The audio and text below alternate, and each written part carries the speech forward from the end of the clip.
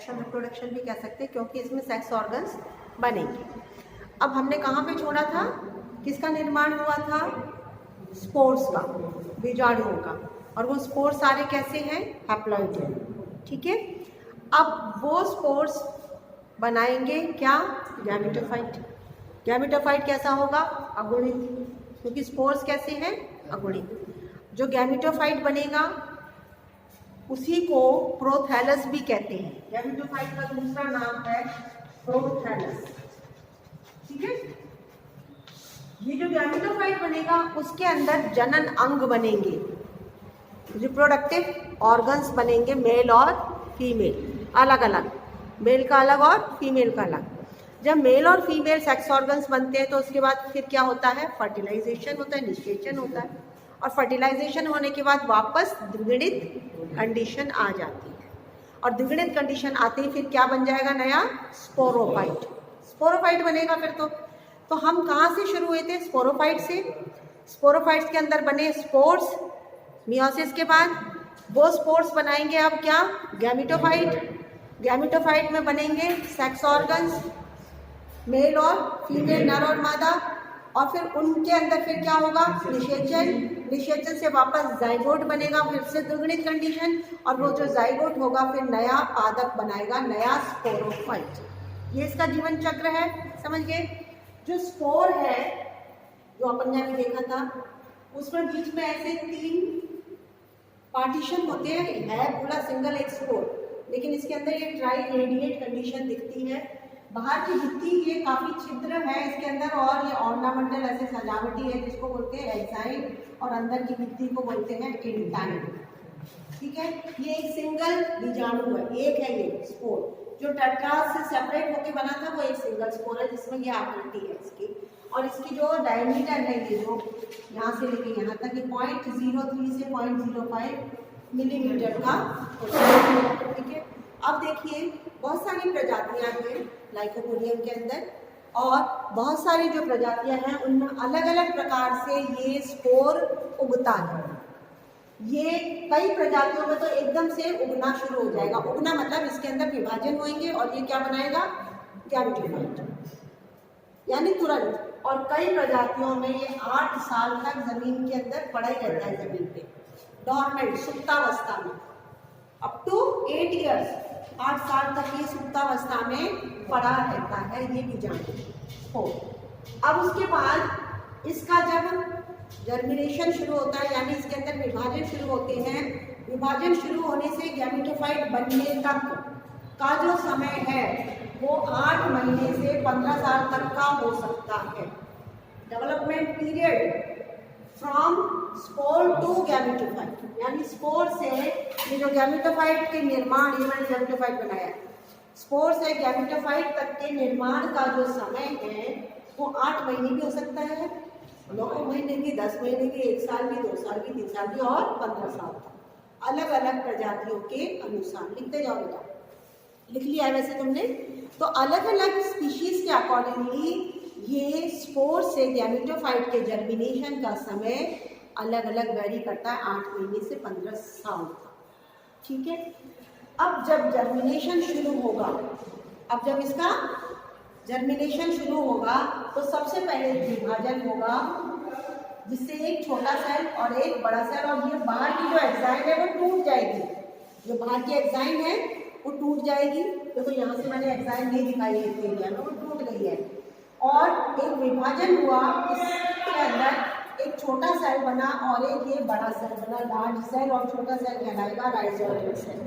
ये राइजोइडल सेल में अब कोई विभाजन नहीं होगा, ये बाद में ये राइजोइडल सेल से क्या बनते हैं, ये राइजोइड्स, ये दिख रहे हैं ना, क्या बनते हैं, राइजोइड्स। लार्ज सेल में एक वर्टिकल डिवीजन हुआ खड़ा, जिससे एक बना बेसल सेल, एक बना आउटर सेल। ठीक, उसके बाद में इस आउटर सेल में विभाजन हुए, 2 विभाजन हुए, 2 सेल बने।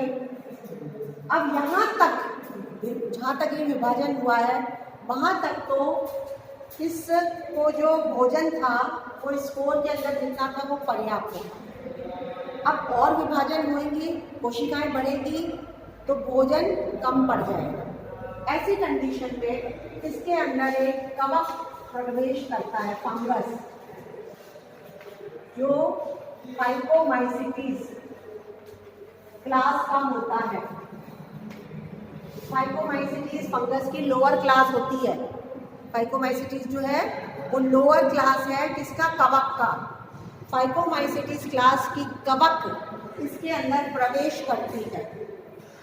प्रवेश करने के बाद में वो क्या एब्जॉर्ब करेगी? पानी एब्जॉर्ब करेगी, मिनरल्स एब्जॉर्ब करेगी। क्या उसके अंदर बहुत सारे क्या बन जाएंगे? उसके माइकोराइजा, सॉरी, उसके अंदर बहुत सारे माइसीलियम, जाल बन जाएगा, कवक जाल। समझ गए? वो कवक जाल क्या एब्जॉर्ब करेगा जमीन में से? बहुत अधिक मात्रा में वाटर एंड मिनरल्स। तो उसके पश्चात इसकी जो कोशिकाएं हैं स्पोर की, वो क्या करेंगी? फोटोसिंथेसिस का काम करेंगी, जिससे भोजन बनेगा। अगर कवक इसके अंदर प्रवेश नहीं करेगा तो ये जो बीजाणु था वो प्रोथैलस या गैमेटोफाइट में निर्मित नहीं होगा। यहाँ तक तो बन जाएगा, इसके आगे इसका निर्माण रुक जाएगा यदि इसके अंदर कवक प्रवेश नहीं करता है। तो ये आप लिख लो, इस चरण पे आके इस स्पोर के अंदर फाइकोमाइसीटीज क्लास का कवक प्रवेश करता है और वो बनाता है माइकोराइजा। क्या बनाता है? ये माइकोराइजा, इसको बोलते हैं माइकोराइजा। इसके अंदर बनाता है और इसके भोजन निर्माण में मदद करता है। बहुत डिस्टर्ब कर रहे हैं कंप्यूटर। भोजन निर्माण में मदद करता है। उसके पश्चात इसमें बहुत अधिक विभाजन होंगे और क्या बन के तैयार हो जाएगा? गैमेटोफाइट, जिसको हम प्रोथैलस भी कहते हैं। अब ये अलग अलग प्रजातियों में गैमेटोफाइट अलग अलग प्रकार का होता है। अलग अलग प्रजातियों में गैमेटोफाइट की जो शेप होती है वो कई प्रकार की होती है। मैंने एक ही प्रकार का गैमेटोफाइट बनाया है। 2-3 तरीके के गैमेटोफाइट्स की शेप्स बनती है, अलग अलग प्रकार की शेप बनती है प्रजातियों के अकॉर्डिंगली। मैंने सिर्फ एक प्रकार का आपको प्रोथैलस का निर्माण बताया है या स्ट्रक्चर बताया है। ये जो प्रोथैलस मैंने बताया है इसको बोलते हैं सर्नुअम टाइप। लाइकोपोडियम सर्नुअम में पाया जाता है। ये लाइकोपोडियम सर्नुअम प्रजाति है, उसमें पाया जाता है, इसलिए इसको बोलते हैं सर्नुअम टाइप का गैमेटोफाइट। सर्नुअम टाइप, समझ गए?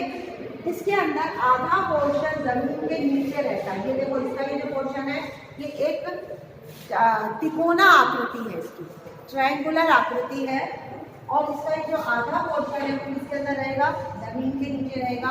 ये पूरी कोशिकाएं जिसमें भोजन भरा हुआ है, ये सारी कोशिकाएं स्टोरेज टिश्यू है। ये जो पूरा खाली पोर्शन दिख रहा है इसमें क्या भरा हुआ है? भोजन। ठीक है, इसलिए इसको बोलते हैं स्टोरेज टिश्यू। ये जो आपको दिख रही है ये कवक जाल, ये क्या है? कवक के हाइफी। कवक में तो हाइफी बनते हैं हमेशा, मैंने आपको पढ़ाया था। तो ये कवक जाल क्या एब्जॉर्ब करता है? नीचे जमीन से बहुत अधिक मात्रा में मिनरल्स और वाटर। ये राइजोइडल सेल्स से ये क्या बने हैं? राइजोइड। ये भी मदद करते हैं उसको फिक्स करने में, जमीन के अंदर फिक्स करने में। इसके अलावा जो ऊपर का पोर्शन है उसमें ऐसे बहुत सारे आपको लोब्स दिखेंगे, भिंडी टाइप की संरचना दिखती है बीच बीच में, इनको बोलते हैं लोब्स। और लोब्स के बीच में आपको सेक्स ऑर्गन्स दिखेंगे। लोब्स के बीच में क्या दिखेंगे? Sex organ. ये जो आपको दिख रही है ये फीमेल सेक्स ऑर्गन है, आर्किगोनिया। ये जो आपको दिख रही है ये मेल सेक्स ऑर्गन है, एंथेरिडिया। लिख लो क्या है ये। आर्किगोनिया क्या है? मादा जनन अंग, फीमेल सेक्स ऑर्गन, ठीक है। और एंथेरिडिया क्या है? नर का, नर जनन अंग है, मेल सेक्स ऑर्गन है एंथेरिडिया। समझ गए? ठीक है। अब मैंने आप और बाकी क्या है बीच में? स्टोरेज रीजन जिसमें भोजन बना हुआ है, बाकी राइजोइड। ये है संरचना किसकी? प्रोथैलस या गैमेटोफाइट की। आपको गैमेटोफाइट से भी पूछा जा सकता है क्वेश्चन, और प्रोथैलस के नाम से भी पूछा जा सकता है कि लाइकोपोडियम के प्रोथैलस की संरचना डिस्क्राइब करो, किस तरीके से बनता है, डेवलपमेंट होता है, वो आपको बताना पड़ेगा। अब ये जो एंथेरिडियम है मेल सेक्स ऑर्गन, ये मैंने यहाँ बनाया है एंथेरिडियम, मैच्योर एंथेरिडियम। ये इसकी जैकेट है पूरी, यानी कवर है, इसको बोलते हैं जैकेट, जैकेट। और उसके अंदर ये जो सेल्स कोशिकाएं थी, कोशिकाएं किसमें परिवर्तित हो जाती हैं? एंथ्रोजोइड, एंथ्रोजोइड। एक एंथ्रोजोइड की शेप इस तरीके से है, नाशपाती जैसी, और ये उसके अंदर दो कशाभिकाएं हैं। क्या है इसमें? ये दो कशाभिकाएं। तो बहुत सारे एंथ्रोजोइड्स बनते हैं जिसके अंदर, एंथेरिडियम के अंदर। ये युग्मक हैं, ये गैमीट्स हैं। मेल सेक्स ऑर्गन के अंदर क्या बनेंगे? मेल गैमीट, युग्मक। और ये सब कैसे हैं? हैप्लॉइड। सब कैसे हैं? ये हैप्लॉइड होंगे। तो ये युग्मक यानी एंथ्रोजोइड किसके अंदर बने? एंथेरिडियम में। ये है आर्किगोनिया, जो क्या है? फीमेल मादा सेक्स ऑर्गन। ये आर्किगोनिया की संरचना है, जिसमें ये बाहर तो नेक है पूरा, गर्दन, और नीचे का पोर्शन जो है इसको बोलते हैं वेंटर। ऊपर का पोर्शन है लंबा गर्दन, जिसको बोलते हैं नेक, और नीचे का फूला हुआ पोर्शन रहता है, इसको बोलते हैं वेंटर। अब नेक के अंदर कोशिकाएं हैं 4 से 8, जिसको बोलते हैं नेक कैनाल सेल्स। नेक के अंदर 4 से 8 क्या है? कोशिकाएं, जिसको बोलेंगे नेक कैनाल सेल।